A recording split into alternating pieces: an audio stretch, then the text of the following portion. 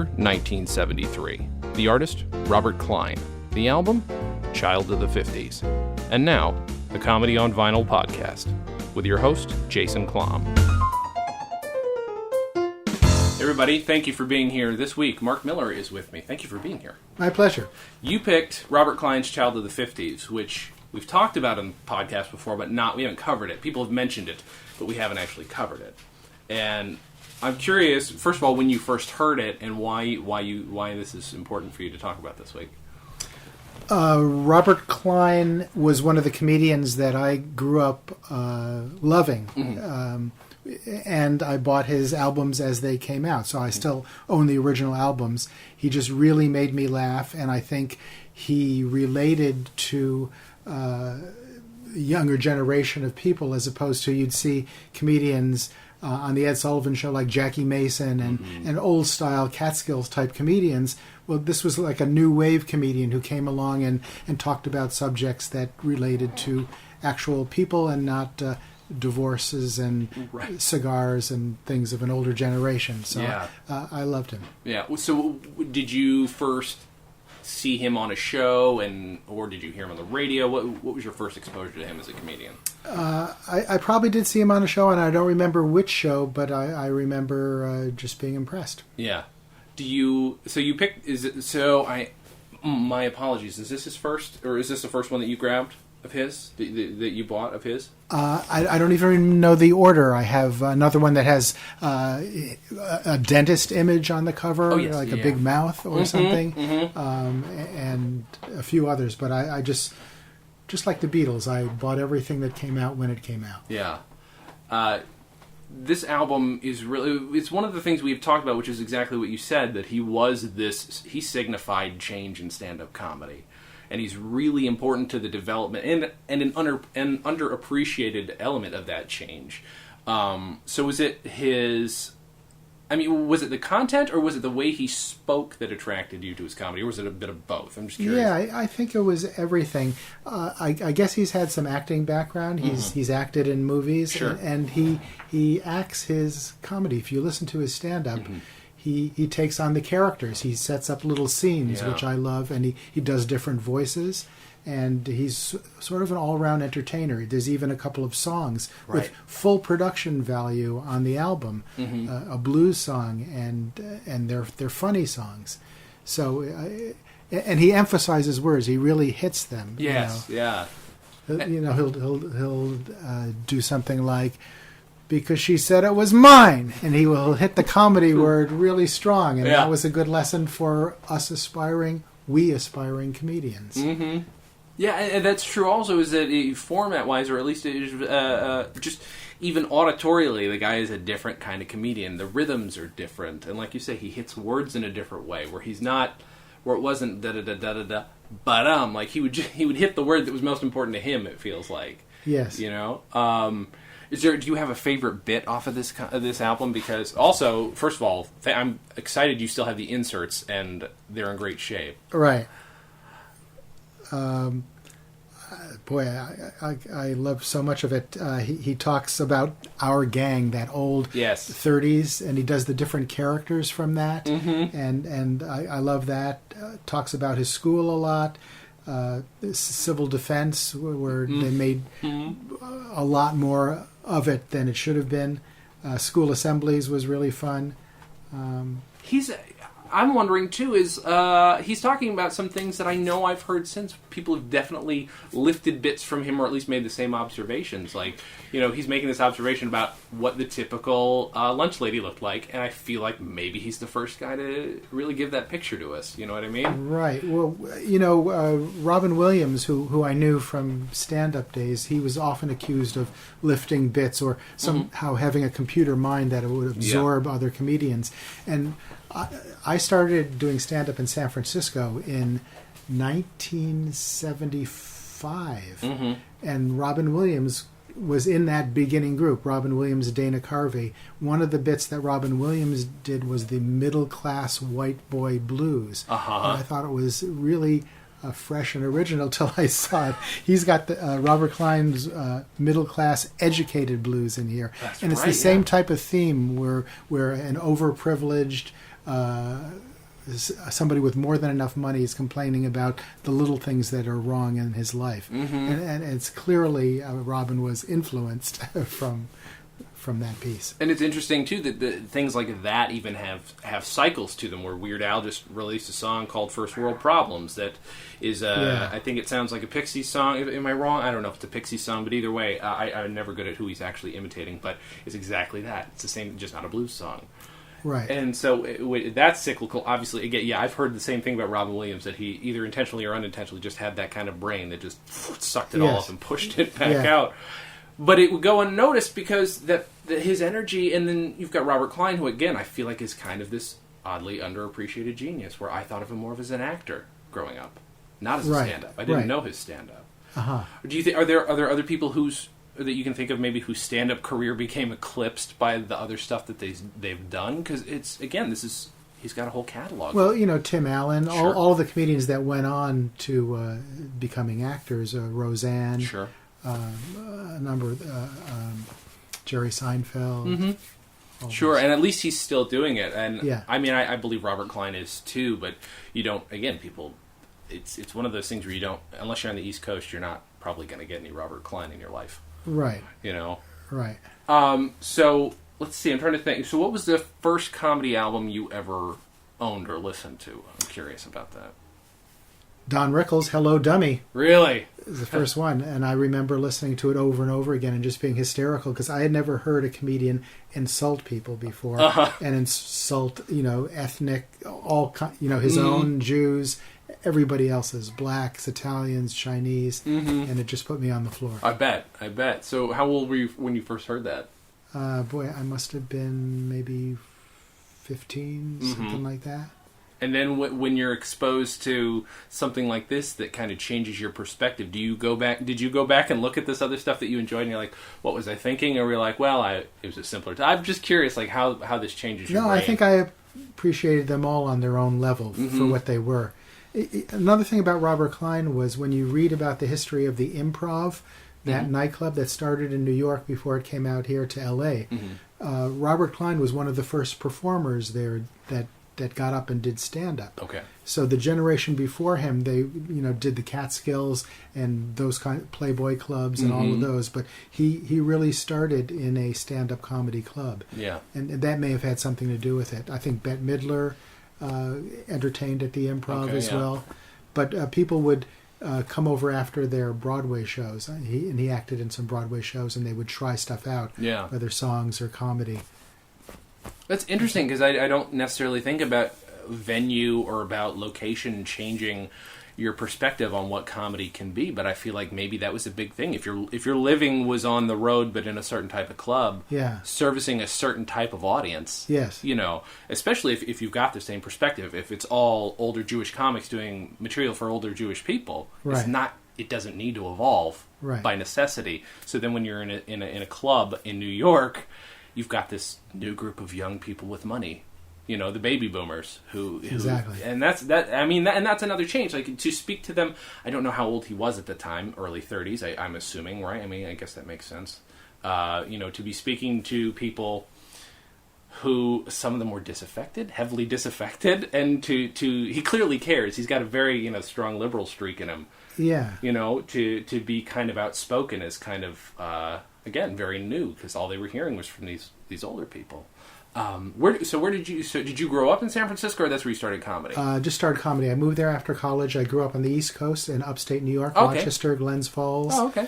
And went to college in Pennsylvania, and then moved out after college to the West Coast. Did you go to college for something entertainment or media related, or? No, I was a shy kid, and I was an English major, and thought I would be a publishing person. I would be an editor and work with famous authors because I love the written word, and I love writing and reading. And the publishing houses in New York did not share my dream when I got there. So I ended up, I thought if I'm going to be miserable and unemployed and not have any friends where I am because my parents moved there after I was in college, why not start over in a really cool city? And I decided San Francisco seemed to have that aura and allure. Yeah. And just fell into stand-up by accident when a friend who I met there said, why don't you come down and see me do stand-up at a local basement of a church where he was doing stand-up. Amazing. And that's where Robin Williams showed up, and Dana Carvey, and Kevin Pollak, and a few other people. This was like the worst to me. And civil defense was heavy then. I don't know if you remember this, but this was like an overriding concern. They spent so much time talking about it that I had nightmares. I cared. First of all, they were very subtle. They told us, children, a siren means disaster. Dream about them often. When you hear a siren go under a tree, give up. It's too terrible. Don't even try to save yourself. They taught us a siren means disaster. Then they had the foresight to blow a siren every day at 12 o'clock. Walking home from school with a lunch bag. What's that? Oh, it's just 12 o'clock. I used to second guess. What if the Russians bombed at 12 o'clock? They're not idiots. We'll bomb at 12 o'clock, Ivan. They don't know. They think it's lunch.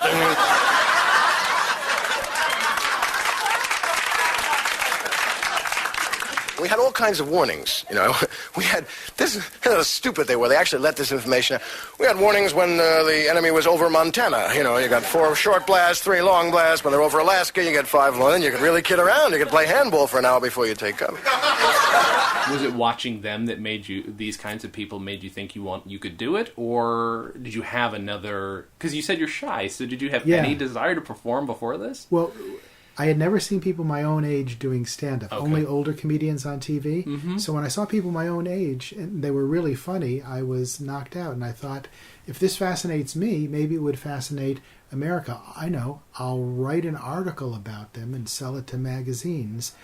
But to get in with them and get their trust, I'll pretend I'm an aspiring comedian. So that's what happened. And it took me 2 months to work up the courage to go on stage the first time. Mm-hmm.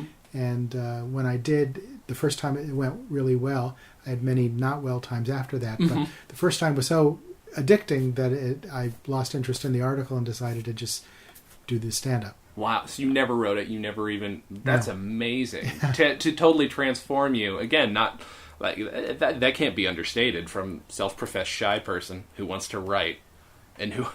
Wow. See, that kind of blows my mind. I mean, did you feel weird knowing that you were doing this kind of like... I mean, you're not being shady, but doing this thing that nobody else knows about, where you're like, I'm going to get into these people's trust. Like, did it feel weird to you at first? A little weird, but eventually when I lost interest in doing the article and decided to be one of them, then it felt less weird. They converted you. That's amazing. Yeah. The guy that ran the place was a guy named Frank Kidder, who became known as the godfather of the San Francisco comedy scene, and he would give little lessons and lectures about comedy before the shows to us. Mm-hmm. And then at the end of the show, he would take the money that he had gotten from people coming in, and he'd hold out $1 to each comedian and say, if you need it. Mm-hmm. He would do that. Wow. I'm curious, did you talk about Robert Klein with any of these other people you were coming up as a comedian with? Like, I think we talked about all the comedians that influence us, that we loved. Mm-hmm. And it was Klein and Carlin and Richard Pryor were the 3, gods of comedy at the time. And then a little later on, Steve Martin came along. Yeah. And Robin Williams. Sure, of course.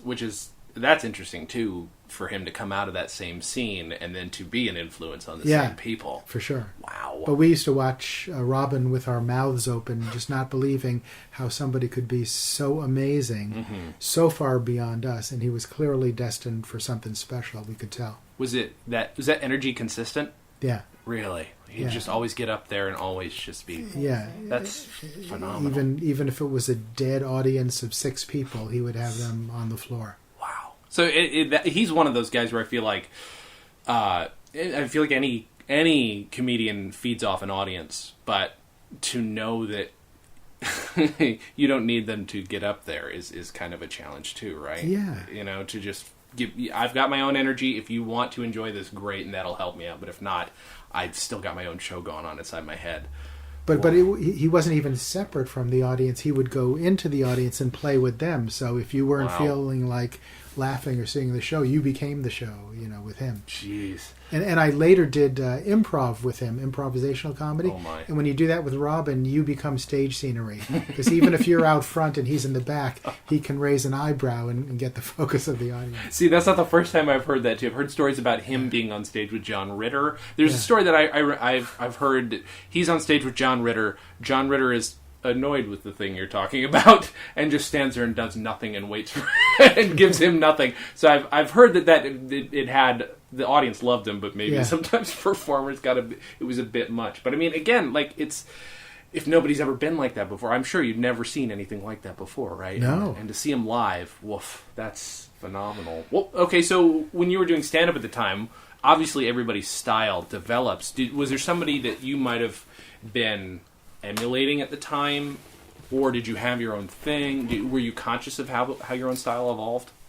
People often compared me to Woody Allen and Dick Cavett, and Woody Allen was a huge influence. Mm-hmm. Both his stand-up, which people aren't even aware that he did stand-up before the movies, and then he was a writer also. He wrote these short stories for The New Yorker and collected them into book volumes, and that stuff influenced me too, because it was very joke-oriented and sort of very silly and self-deprecating. So I sort of patterned myself after him. As a quiet, shy person, I feel like he is the kind of guy that a lot of us would emulate and want to be, because it's, well, I sat there, I took my time, I wrote this great thing, and I'm giving it to you. Like, there is that, like, somebody like him has to have a well-honed act, because otherwise, again, the shy people will get destroyed in front of an audience. Yes, he was the king of nerds, too. Mm-hmm. He was a guy who was not attractive and did not have much of a physique, and he was horrible in sports and could not get to first base with girls, and yet big laughs and big success in show business. So it gave us all hope. Right. Absolutely. I can relate to that. So how...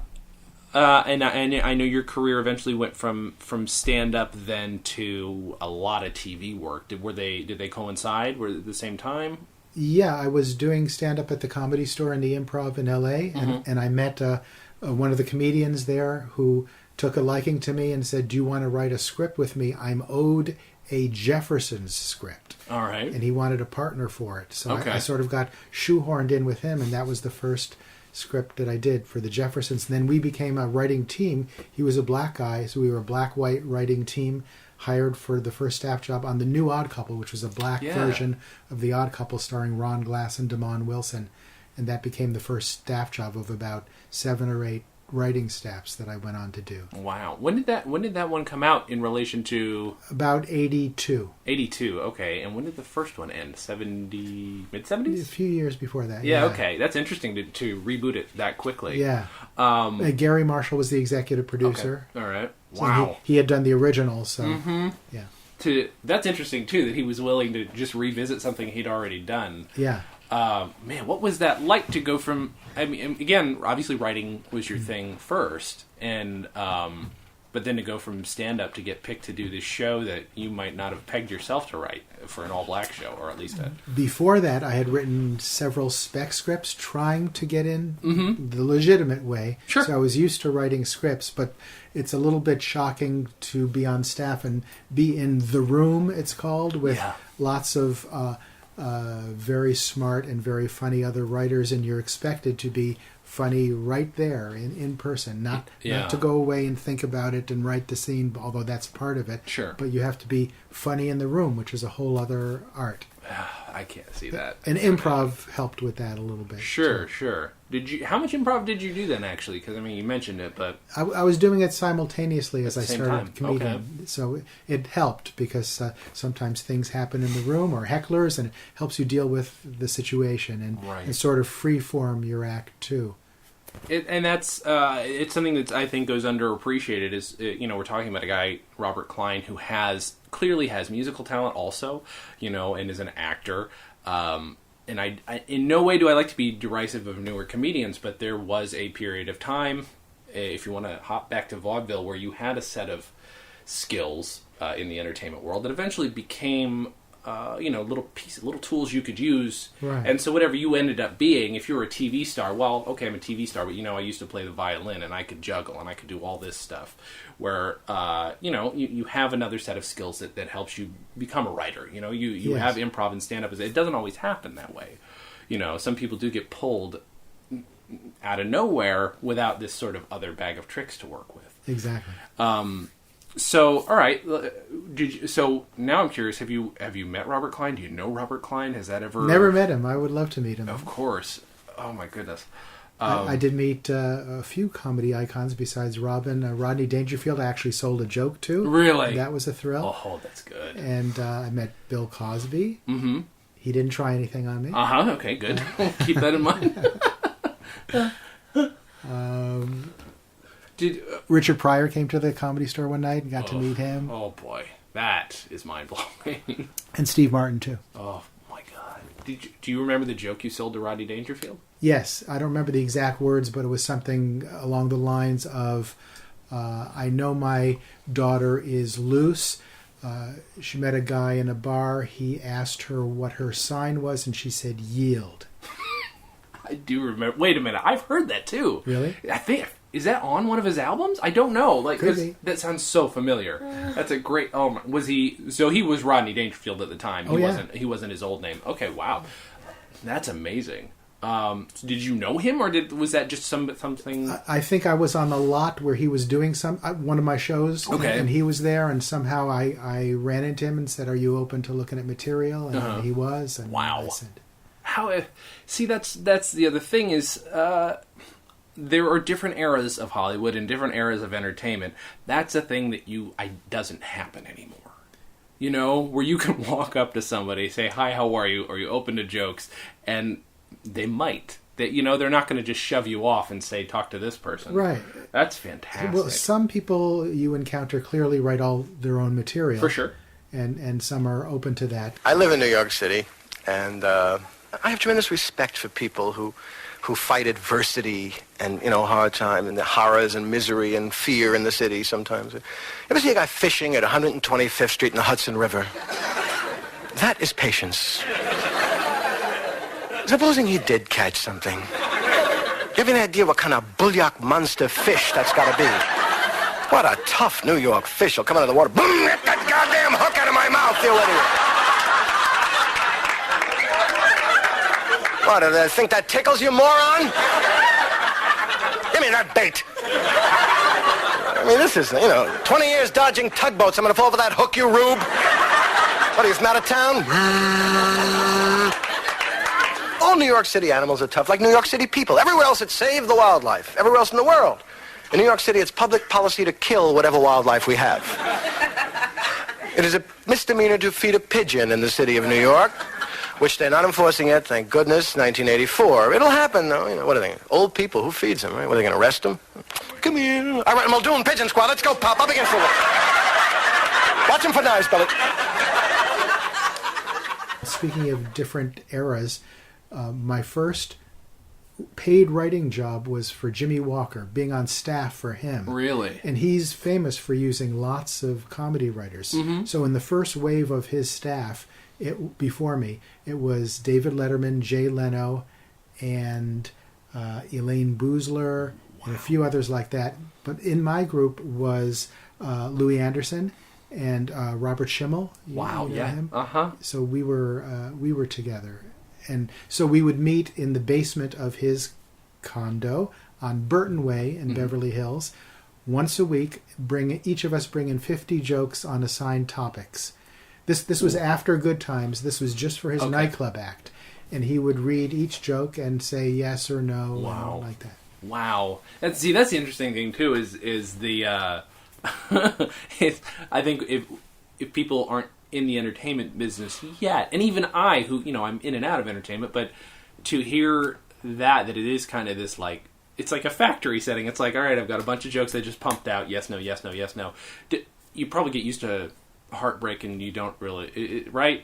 How quickly for you is it just like, okay, my joke wasn't good. That's okay. I mean, how... Oh, you see, it's part of the process because everybody had thumbs downs on some of their jokes, and Jimmy understood that, and everybody else did too, so it was fine. Mm-hmm. Sometimes you could resell the turn down jokes to other people. That makes sense. Is that a market that exists anymore? Is that a thing? I mean, are there writers' rooms for comedians, or are they is it mostly just... Well, every are you talking about the sitcom writers' rooms? No, I mean like for stand-ups. I'm just wondering if anybody does that anymore. I would think it would be easier today to contact comedians because of the internet. Yeah, everybody has websites. You can approach them that way. Mm-hmm. So if there's a comedian you want to write for, look them up. Yeah. And then my next question was going to be about the writer's room. Is it easier doing the Jimmy Walker thing, or is it easier doing... Because I get the feeling that sitcom writers' rooms are kind of destructive, or that they feel like they kind of tear you up a little bit. And they can. It often depends on the showrunner. We had one showrunner who divided the staff into the story people and the joke people. I was in the joke people. People he felt were stronger in jokes, other people stronger in structure and storying. And sometimes you're expected to be both. But usually you have a strength in one thing or the other. If you don't perform, if you continuously pitch stuff that doesn't go, it can be a little cruel, depending on how sensitive showrunner and other people are. Yeah. So as a guy growing up who loved jokes, and that was your thing, what was it like listening to Robert Klein, who wasn't very shticky at all? Like, what did that do to your concept of comedy? He was still funny, and it just made me realize there are different kinds of funny. So try to develop what's mine. And it takes you a while. It takes a number of years to grow into your own style. But Rodney Dangerfield clearly had a pattern and a formula to his jokes, and that was very different from what Steve Martin did, and Jackie Mason, and George Carlin was another brilliant master that told stories about his background. So you learn that talk about yourself and what works for you.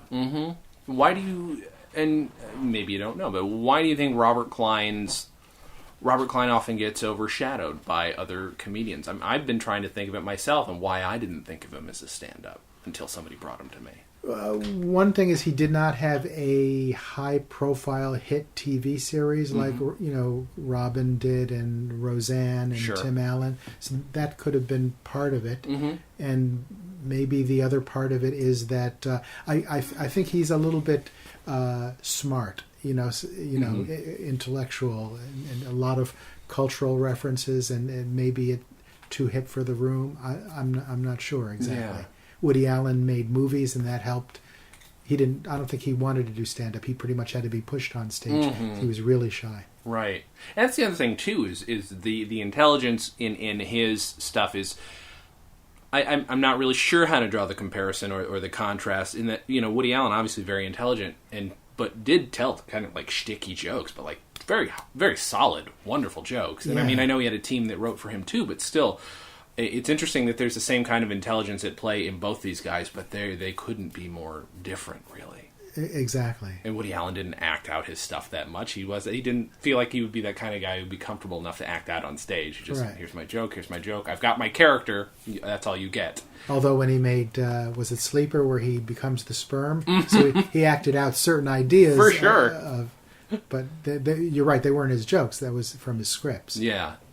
Which is, again, I'm sure that's where his comfort level was, too, being able to, not hide behind, but to use the tools of cinema to play. Because that makes me think, like, Robert Klein, maybe his albums weren't all that experimental, but his comedy was.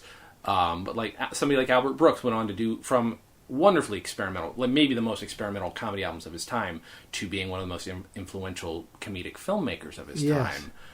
Robert Klein didn't jump platforms at any point, really. He's just been a stand-up or an actor, you know, where you're maybe at the whim of a writer, at the whim of a director. And I wonder if that's maybe, colored people's perception of him. Could be, although maybe he thinks of himself as jumping platforms because he did Broadway plays, he did some movies.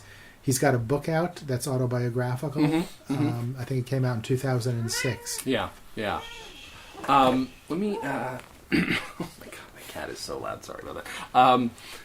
Let's see. So let's talk about the physical album itself, because this is a really, really great cover, and also you brought the inserts. One is the lyrics to the song, correct? Middle class educated blues. So great. And it's two-sided. It looks like a yellow legal pad sheet. Yeah, fitting in with the school theme of the album. Which is so great. I mean, it does. Yeah, I mean, this whole thing is like supposed to be his middle school, high school room, filled with more Americana than I've ever seen in one image. And that's the other thing too. Is maybe he's redefining what it is to be, an American. He's like people talked about him kind of being post Catskills. He's not, but he's this young Jewish kid who, he's not your typical handsome football player Anglo. You know what I mean? Exactly. Which is great. But this is one of the more American... He's making fun of America, but just as much as obviously this is a nostalgia fest, So he kind of redefines what it means to be like a young American, which is kind of wonderful about this. Right, and it's called Child of the 50s, so he's clearly identifying his generation and when he grew up. Mm-hmm. Maybe the comedians before him would have been Child of the 40s or 30s, depending on who was talking. There's so much going on. He's got a Harry Belafonte album on the cover. We got boxing gloves, an Atlantic City pillow. He's got some other records that I can't quite identify. My Little Margie comic book, the Mad magazine. Alfred E. Newman is here. Cap guns, radios. There's a brownie. It's just the Monopoly set. So great. And Peyton Place book. Oh yeah, there you go. And a Fallout Shelter sign, which I think is also on it's also on the cover of the album itself. And there's so much to play with, and he's one of the first people to have this kind of, I don't want to call it ironic nostalgia, but there's a lot of nostalgia, but at the same time there's plenty of criticism of the time that he grew up in, Sure. And I don't know, it's something that we take for granted is going to come out of people's mouths nowadays. Like, well, we can be nostalgic, we can have fun with it, but I'm going to make fun of the authority figures from the time. I'm going to make fun of what it was like to grow up. Like you said, he's not talking about divorce. He's talking about stuff that's relevant to people his age. Yeah. He doesn't have to put on this front. School cafeteria ladies, the things that the students were going through at the time, probably. Mm-hmm. Do you remember? So is this your original copy? This is the original one you bought. It is. Do you remember opening it up and just plopping it on the turntable for the first time? I do, and it was always a treat, and he was always funny. Mm-hmm. This one came out in 1973, it looks like. Mm-hmm. So, is it? Do you still buy comedy albums at all, or did you stop at some point? Now everything seems to be so available online, and you're watching videos a lot. Like Louis C.K. will make his stuff available as a video with him in concert, and I'll get those things, which I love. There's another smart comedian, but he's becoming very popular despite being perhaps too hip for America, but he's got enough people that love him and make him very successful. The energy companies, they're spending more money, all these oil companies, on telling you what they're doing for the atmosphere and, to fight pollution than they are on fighting pollution. Shell engineers now have oil herder. We're working on oil slicks, and they have this thing that controls oil slicks. And at the end of the commercial in small print, it says, only in a bathtub or a toilet bowl.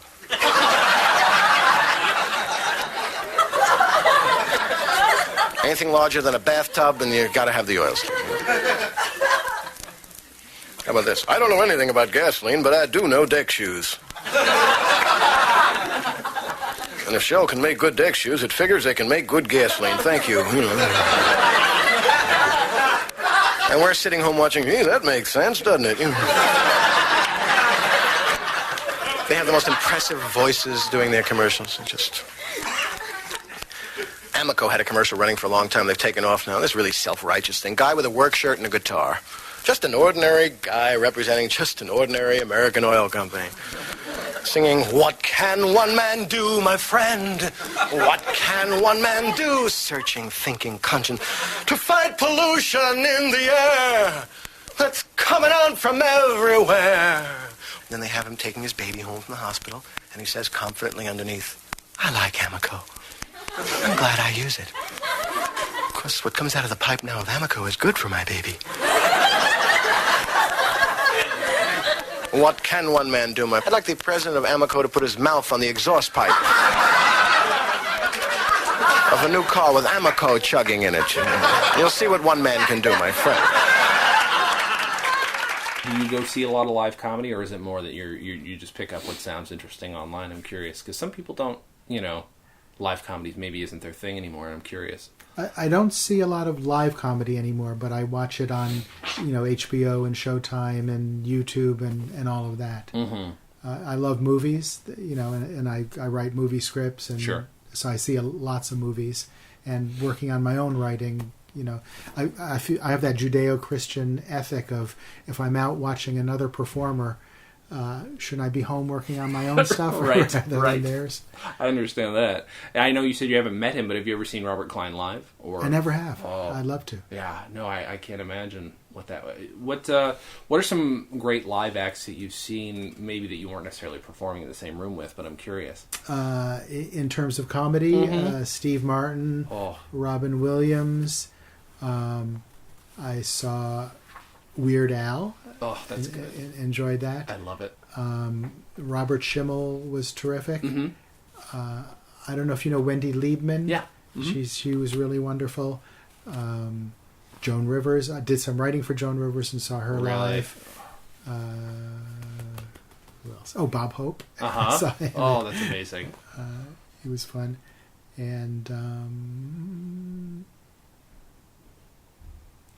I guess mainly those. What's the first time? When did it first strike you what you were doing when you're writing jokes for people that you knew of? I mean, did you get to write jokes for some of your heroes? Because it seemed like you wrote for some legends. So that's got to be. I wrote for Jay Leno a lot, and it's just fun seeing someone at that stage deliver your material. Yeah. And at the same time, it makes you want to write for lots of more people after that. Mm-hmm. Do you remember the first joke you sold at all to anybody? I'm curious. It would have been a Jimmy Walker joke, and I don't remember. I ones. sold him so many of them.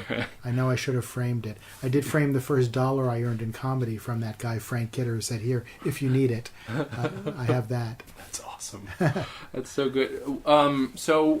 All right, so the first show you wrote on was the New Odd Couple, right? You said? Yeah, well, there was the freelance assignment for the Jeffersons, and then the first staff position was the New Odd Couple. First staff position. So, okay, so was that... Wow. So what are let's just talk about some of the other shows you've written on. I'm curious, because that's a great time for TV. It was the New Odd Couple, followed by Different Strokes, which was the Gary Coleman show, which they say is cursed because so many people have come to bad endings through that. Right. There was Together We Stand, which was Elliot Gould and Dee Wallace, the mom from E.T., and a house full of different ethnic children that they adopted to appeal to every possible demographic. Of course. That lasted for one season. Different Shows, Together We Stand. Living Dolls was Michael Learned, the mom from the Waltons. And she was the house mother to aspiring New York fashion models, including Halle Berry and Leah Remini were two of them. Really? So that was a season. That's kind of There was She's the Sheriff with Suzanne Summers inheriting her deceased husband's sheriff job. Oh my goodness. That lasted for 2 seasons, believe it or not. Did it really? Yeah. So what was it like working on these? Was it just like, this is a job? Was it like, this is kind of an exciting idea? Or was it like, this is crazy and I'm just going to enjoy it while I'm writing it? Because these sound so crazy, some of them. All of that, and it all, as I said, it depends on the showrunner. Sure. And the showrunners for a lot of these really appreciated jokes, so I did better and enjoyed those more. Yeah. I worked for... Carol Burnett at one point decided to try again with a new audience, so she assembled a whole new cast of young, hip people, all new writers and producers, including myself, and she wanted to appeal to the Saturday Night Live type of audience. And that lasted one season because they didn't really want to accept that from her. They liked her old shtick. But that was a treat working with her. Both she and Suzanne Summers treated writers really well. Yeah, that's amazing. Good goodness, working for Carol, I can't imagine working for Carol Burnett. Like, that would be a dream. Yeah. That still would be a dream. If she decided she wanted a show today, I'd be absolutely sign up. Well, see, that's interesting too, though, is to work. That's a thing about entertainment is if people want to evolve, you've got to be aware of not only what they've done before, but how they want to be perceived in your joke writing. Right. Is there pressure there? That's interesting. No, they tell you, and you can usually adapt. A lot of times, if I'm not on staff for somebody, I'll write for individual comedians. So I got to go to the houses of Joan Rivers, Roseanne, Dana Carvey, and Yakov Smirnoff, who I've been working with throughout. That's crazy. See, now he's a gentleman I'd like to have on the show. Not only because I find him interesting, but because he's got amazing shoes. I'm sorry, but I saw him at a show once, and he had the most amazing pointed shoes. I can put you in touch with him. We just had a Barnes and Noble appearance for my book when it came out, and he was the host. Really? Yeah. Oh, that's so good. He's one of those guys who's had, he still has a career. He's got his own stuff going on. But, people relegate him to a certain period and a certain type of humor. Yeah. You know what he's been doing for the last 20 years? I don't know anything about his act or anything for other than being in Branson. That's all I know is that's Branson. It. He has his own theater in Branson, and it's the Yakov Smirnoff Show, and it's extremely successful. Yeah. But now he's trying to get back into sitcom world. So we wrote a script, a few writers, him and myself, and he's out pitching that. That's amazing. See, he's one of those guys. You wouldn't think I wouldn't have pegged. If I had been aware of comedy at the time, if I had been older at the time, there's certain people I wouldn't have pegged to be able to evolve, if only because their act seemed, is very specific. I mean, it's Cold War era. So once the Cold War is quote unquote over, like that's a huge. There's got to be a lot of pressure to shift. You know what I mean? Yes. But I mean, again, this is exactly what we're talking about. Is like, I guess if you have good writers and people who know you and you can trust, like, how do you? I mean, besides being referred by another writer, how do you establish trust with somebody you've never worked with before, like Carol Burnett? Like that's. Well, Carol Burnett inherited me because I was hired by the producers to be on the staff for that show. Okay. So she had no say in that matter. Okay. So you just try to do the best job you can and be polite to her and sure. and not be worshiping her too much because she's used to that all the time. No, I bet. My goodness. And I don't even think I knew that. When was that? When was her second show? That would have been in around 1990, 91, around there. Okay. I'm really surprised I hadn't seen the show because that was about the time when I was learning what comedy was. So was your family aware of comedy? Did they expose you to new stuff? Were you watching a lot of TV? My parents had...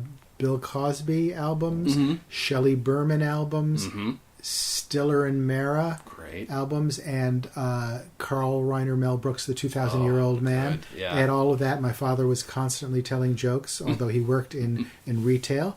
And my mother was a high school English teacher, college English professor. She was not a big joke teller, but a good audience. Right. That's amazing. And my sister, who's 5 years younger than I am, my challenge was to make her laugh at the dinner table. And I considered myself a success when I could do one of two things with her. Either get her to laugh so hard that she would fall off her chair onto the floor, or milk come through the nose. Of course. That's so perfect. And you don't... I feel like you're spoiled at that point because once you get an actual audience in front of you, sometimes it's hard to read if they're enjoying themselves or not, right? Especially when you start off, they tend to give you either the beginning of the evening spots or the very end spots. So that the most challenging audience is either way. Yeah. Do you... As far as getting up in front of a group of people nowadays, either to talk about your book or to talk about anything, are there still nerves, or is it? Did you? I mean, because you still, maybe you're still the shy guy inside. So I'm just curious. Like, are you at ease in front of an audience still? I mean, how often do you get in front of people to talk in front of them? I've transitioned. I do stand up occasionally, but I've transitioned. I don't know if you're familiar with the storytelling movement in LA. Yeah. So I do that, fairly frequently. Okay. And I enjoy that, and that's less pressured than stand up. You're not expected to get a laugh, every so often. Right. And you can be more, I think, creative and personal than you can with stand up. And when you do tell a joke, the cathartic jokes sometimes are the best laughs too. The meaning of words. As a child, certain things were couched a certain way. For example, my mother gave me a note to give the druggist and said, "Robert, your sister is unwell. Take this to the druggist." I said, "I don't unfeel like it. What is this on?" Did you have that where they've used phony names for real things because of their own self-consciousness and embarrassment? Robert, don't touch your poo-poo. Henry, get your hands over your tsutsu. Hildegard, you made a boom-boom. Excuse yourself and leave the table. We don't make boom-booms at the dinner table, and leave your punky alone. And we'll talk about your toddies Tuesday when Aunt Rose comes. You've got a dungy in your nose. if you've got to make a TT go while the boo-boo is warm. We cannot have this. Well, the world ain't like that, you know. When you grow up, a doctor is not going to examine you and say, I'm afraid it's your poo-poo, bub. We're going to perform a poo-pooectomy, I'm afraid. Do you have Blue Cross? Fine, we'll get a room for you. The draft board was a very humiliating experience for me, but they did not go, all right, men, line up, show your tutus to the sergeant, let's go. I said tutus, soldier, not poo-poos. Poo-poos Monday morning 0600, and cease and assist on those boom-booms, Marine. The enemy can detect a boom-boom. On your way. Let's talk about your book really quick. So it's called 500 Dates, Dispatches from the Front Lines of the Online Dating Wars. So, this is what you came here to talk about originally, but I'm curious, so how long is this in development for, this book? I'm curious. This book, I was luckier than many writers because it was already written at the point where I decided to do a book, because I was being paid for writing humor essays for the LA Times, the Huffington Post, the Jewish Journal, many publications and websites. So at a certain point, I realized I had over 50 essays about my dating experiences. Okay. I thought this could be a book. Yeah. And it was already written. So that's perfect. I mean, I feel like that's the dream for a lot of writers. So what? Let's give the audience an idea what it's about. I mean, it seems pretty self-explanatory. The title is 500 Dates. The subtitle is Dispatches from the Front Lines of the Online Dating Wars. And it's 55 humor essays about my dating experiences online, experiences in the world of romance. Plus, the last section of the book is I wrote for a publication called Weekly World News, which was a forerunner of The Onion. It was fake news stories. Okay. So I've collected here the stories that dealt with romance and dating of the fake news stories. We had to write them to appeal to people who would actually think they were news items and those who wanted something purely funny and entertaining. Right. That's great. Is there? My goodness. See, because when you're writing about dating, I mean, it's been a while. Been a while since I've dated, but it's. You're not dating anymore? No, my wife would not like she's that. She's not allowing that. No, for some reason I don't understand what's going on. Seems very close-minded. I'm just curious. Then, I mean, obviously the online thing is a new, is not obviously a brand new perspective. But how do you go about? I mean, I guess if it's just your voice, it's your voice, and that's enough. But I'm curious what your experiences were like. I mean, if there's anything you can give us an example of that won't spoil the book too much. Of dating online? Yeah, like one of the better, well, maybe a story that might pique people's interest, because it does sound fascinating. I've dated a woman who the chemistry was so strong when we first met on the first coffee date that we had a half-hour makeout session on that very first date. Oh. The next day, she emailed me saying she did not want to get together again because she didn't feel the chemistry was there. Wow. See, that's... Oh, my goodness. See, that's great. But to be... that's hilarious. I dated another woman who, when we sat down at the table for lunch, took out a hypodermic needle from her pocketbook and explained that it was adrenaline because she had deadly allergies to nuts and seafood, and she, even if it was cooked in the same pan as something else was, if she could go into anaphylactic shock, and it could be deadly. Right. So I was to inject her with the hypodermic. Right. So she leaves it on you. Yeah. My goodness. See, that's the weird thing about, and again, maybe it's always been that way about dating, but the level of the amount of personal information people are willing to give out immediately because it seems like a necessity, before they even know you. See, that's shocking to me. Yeah. Oh, boy. Another woman, instead of having the traditional coffee date, she wanted to meet at the soup kitchen where she worked on Sundays. And what we did was we delivered bags of groceries to homebound AIDS patients to their homes. And that was our first That's your first coffee date. Wow. Yeah. That's a test, I'll tell you that. Yeah. I mean, that's oh my goodness. See, that it's not online. I mean, when I think about online dating, it's obviously all dating is first impressions are the most important thing. I'm curious then, like it's called 500 Dates. Is there any analogy to the first 500 times you do stand-up? Because, you're dealing with a different person each time, but there are going to be similarities, and you've got to warm up to just the idea of it. You know what I mean? I think it's definitely a similarity because in both cases you're really, this is putting it crudely for the dating aspect, but you're really selling yourself. Mm-hmm. You're selling yourself to the audience. You basically, you want them to like you because that's how they'll laugh. Mm-hmm. And you're selling yourself to your date. This is the best me. I'm putting forth my best. Hopefully you don't reveal all your flaws at that first meeting. Sure. So in both cases you want to win them over. Mm-hmm. So you are using some of the same techniques, your humor, and I think the difference on the coffee date from the stand-up is, though, you shouldn't be talking about yourself the whole time, which you are in stand-up, but you should hopefully be asking them about themselves. But I've had many dates where I'm stunned at the end of a half hour or an hour to realize that she's been talking about herself. It didn't ask me one question. Really? It happens. Sure. Which that's would be the key difference. Is usually there's not a lot of give and take. Although if there is in a stand-up, at least you've got to learn. You get to learn how to deal with that. For sure. And hopefully you're not heckled on the coffee date. Yeah, right. So what I like to ask people towards the end is, if nobody's ever heard Robert Klein, why would this be a good first album to listen to? Oh, every track is funny. It's really personal as to him, and yet it's universal at the same time.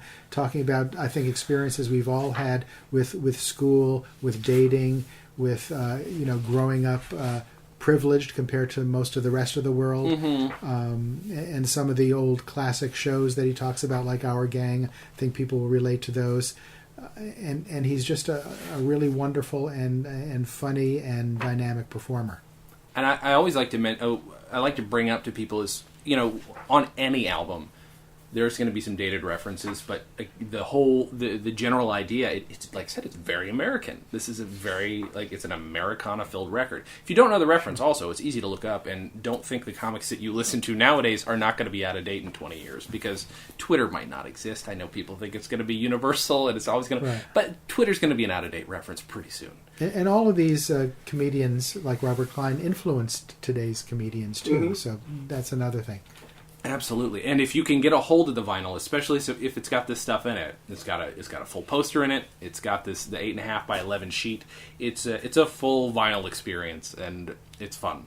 You can buy it online, obviously, listen to it. Great jokes, but it is a great experience to have in your hands. And I love that you still have everything in vinyl, especially if you have a record player that can play it. That'll be an added bonus. Yeah, and it's a great sounding record, and there's entertainment and all kinds of entertainment on it. There's music on it as well. He's a wonderful singer. That is one thing that hasn't been brought up yet. He's a wonderful singer. I really love his voice. He plays harmonica too for his that's songs. Right. Yeah, and he does that on the other album. He does that whole Civil War bit where he's talking about old Civil War movies and just it's just so funny. It's, again, there's so many things here that feel you've probably heard before, but I have a strong suspicion he's the first person to do it in that way. Yes, and this is a great album. I think David Steinberg did a recent series of interviews with comedians, and he might have been Robert Klein might have been one. You can probably find that online. So. Steinberg's interviews are so great. Yeah, and that's amazing. Well, I'm sorry for saying amazing. I got some stuff recently from an audience member for saying amazing too many times. I'm enjoying myself. Anyway,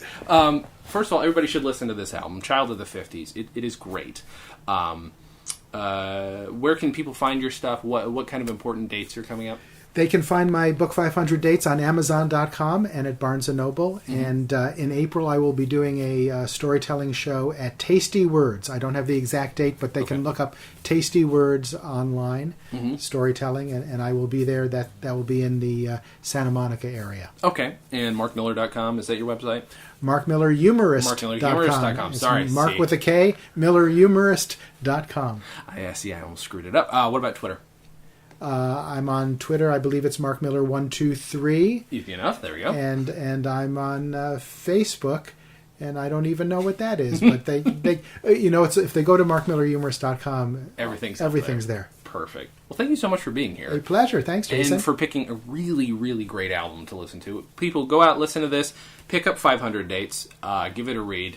Tell me what you think, because I'm going to read it too. And again, thank you for being here. And everybody, as always, have a good thing. Hey guys, were you thrown off by that unusual yet rocking theme music? I just wanted to get your attention really quick about friend of the show Rob Kuttner's Kickstarter for his 4-issue comic book series. It's a comedic sci-fi action tale called Shrinkage, and you can go to Kickstarter.com and search for Shrinkage, or just go to bit.ly/shrinkagecomic. Rob Kuttner, in case you don't know, he's been on the show a couple times now.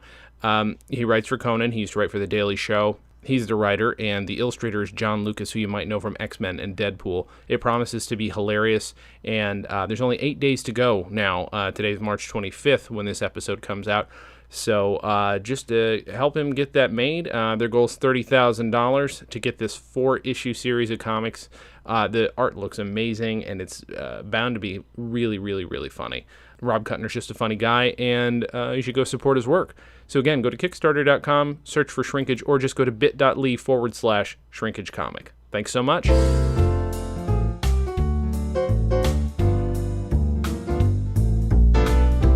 Comedy on Vinyl is a production of Stolen Dress Entertainment. It is produced by Mike Warden and is hosted and edited by Jason Klamm. Our theme song was composed and performed by Richard Levinson. Please visit stolendress.com to listen to our other podcasts, read our blogs, read our tweets, watch our videos, and read our books. Please subscribe on iTunes, and if you like us, give us a 5-star rating and a nice review.